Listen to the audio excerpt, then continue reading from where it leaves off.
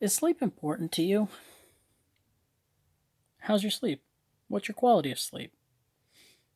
Well, did you know that over 40 million Americans suffer from chronic long term sleep disorders every single year, while an additional 20 million experience occasional sleep problems? That sounds like an issue. Sleep is crucial to our health, and in order to maintain a healthy lifestyle, sleep is that key for recovering from that wear and tear of our everyday life. For you to optimize your day to day efficiency of your energy or whatever it may be, we need to know how to improve our quality of sleep. It's crucial, it's important.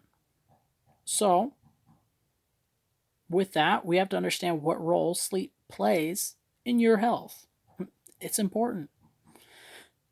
Now, as myself, a college student and a full time employee, sleep is very important to me. I have to make sure I maximize my efforts every day and make sure I get the right amount of sleep so that I can be ready for the next day.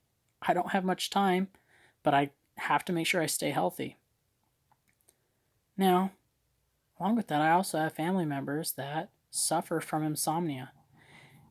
And every time I call them, every time I talk to them, they always express how important sleep is and how much they wish that they had started taking their sleep seriously in their younger ages.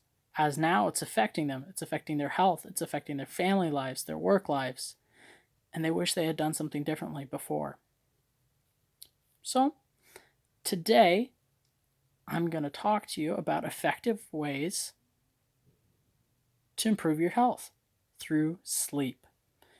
I'm also going to help you identify the ways, what sleep does for us and the effects that inadequate sleep has on ourselves. In the end, the lack of quality sleep brings about disorders. But these disorders don't have to stop us from living a healthy lifestyle. Scientists have proven and tested many ways for us to overcome some of those disorders and to avoid them. So, here we go. Now, Richard Scott, in an article that he wrote called Awake at Night, he went over a study that shows an estimated $16 billion. $16 billion. That's a lot of money, no matter where you go with that. But $16 billion is spent in medical costs each year towards sleep disorders. Just to sleep disorders. That's crazy. That's a huge number. Now, we further go on. That study went to show only 25% of Americans sleep the recommended 8 hours of sleep each night. That's not good. Now, from the 10 years previous to this study, the percentage of those sleeping under 6 hours a night has increased.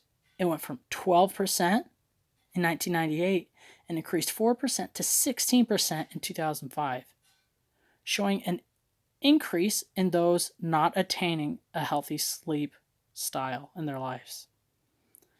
They further went and did a study with women and their sleep. It showed that 72% of working mothers had reported symptoms of sleep problems, such as insomnia.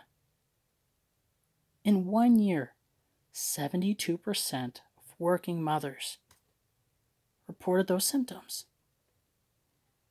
It's crazy to think how much sleep is affecting the lives of those around us.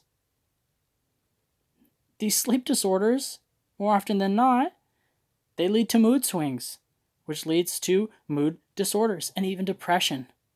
Things that our society has openly talked about as hurting us, and we're trying to find ways to overcome them. Why don't we start by, avoiding them in the first place?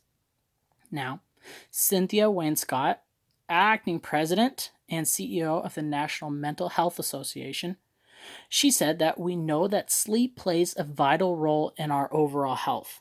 and we continue to learn how changes in sleep habits may contribute to changes in your mental health. For this reason alone, quality sleep is central to any healthy lifestyle. It's a building block. Exercising, eating right, those are building blocks. Sleep is right there with it, just as important. Now, as I've said before, scientists have tested so many ways for us to be able to improve our sleep. So, let's go into that. We already talked about the downside, but what are the ways that we can overcome it? So, first, the Sleep Foundation conducted a poll last year, 2019, showing that 52 to 56% of Americans feel well rested when they have a regular sleep schedule.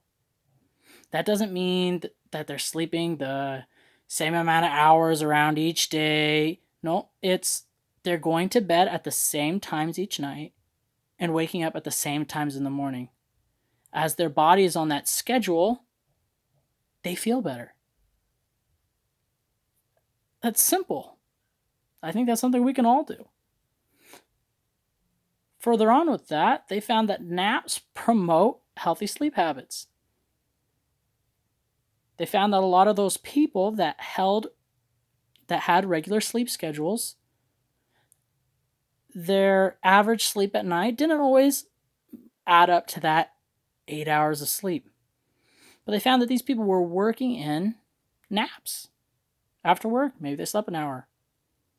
Maybe just during the day, they took a couple power naps. These naps helped them to refresh their body, to retake that energy. Now, according to those last year polls, the Sleep Foundation also found that 30% of those with excellent sleep reported intentionally taking those naps. So as I said, nothing new. They had that in their sleep schedule. They purposely had those hours set aside. Now, other aids to help us sleep better. Lori Shin, she has been known to write many articles on how we can help our health. In writing about sleep, she says creating an ideal bedroom environment helps aid sleep, meaning we set things up in our rooms, whether it be temperature, lighting, whatever it may be. Creating that environment, a specific environment for our sleep, is vital. She says, first, room temperature should be between 60 and 65 degrees Fahrenheit.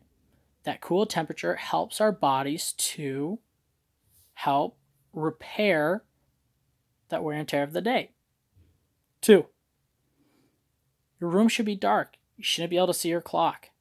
She goes to further state that clocks, when we look at them, whether it's during the night or as we're going to bed, creates a stress on when are things going to happen, what's next.